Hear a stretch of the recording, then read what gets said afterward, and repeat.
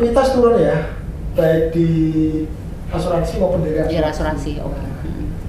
Ini kan kalau ekuitas turun, artinya kan retensi juga mestinya turun juga kan, baik di yang asuransi maupun kredit. Nah, bagaimana Awi melihat bahwa ekuitas turun ini, padahal kita belum bicara tentang implementasi PSAK 117 ya, 2025. Nanti kan asumsinya ketika implementasi PSAK itu ekuitas akan lebih teroperasi lagi.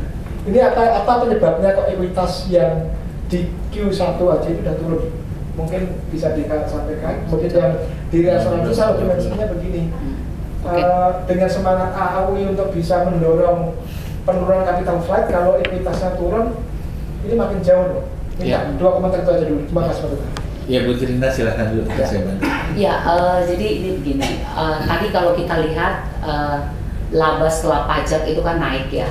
Kemudian ada cadangan yang naik gitu ya. Kemudian cadangan klaim juga mengalami penurunan. Jadi memang dinamika ini di buku di balance sheet perusahaan asuransi dan reasuransi pasti ada ini gitu. Nah, tapi memang kalau kita lihat ada beberapa perusahaan asuransi dan reasuransi yang mungkin labanya itu terkontraksi cukup jauh.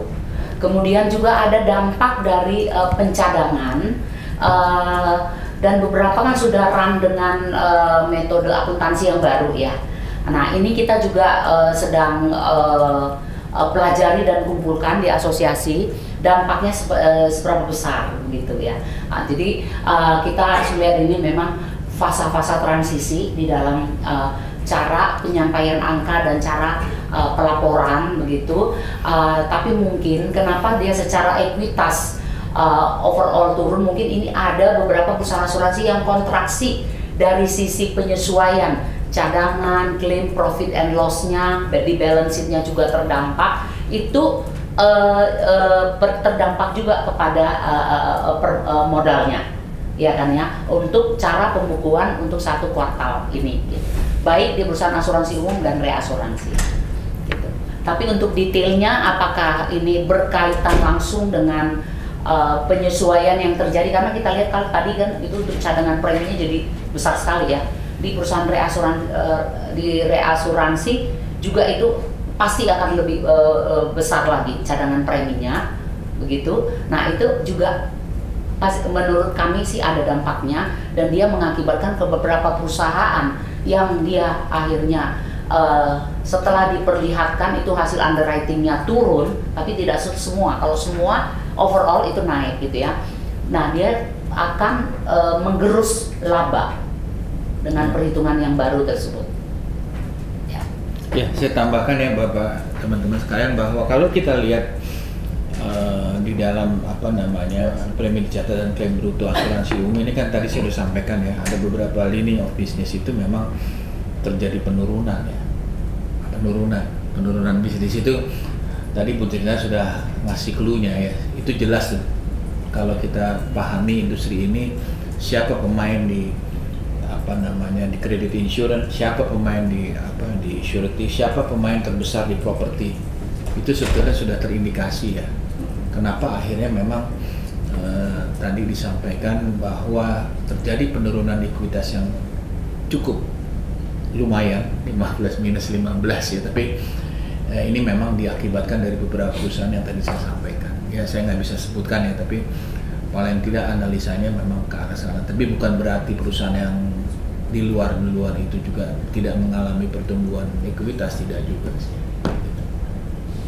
Itu Pak Edi. Izin berkaca pada yang reasuransi ya, mungkin makanya saya ingin konfirmasi apakah di asuransi sama.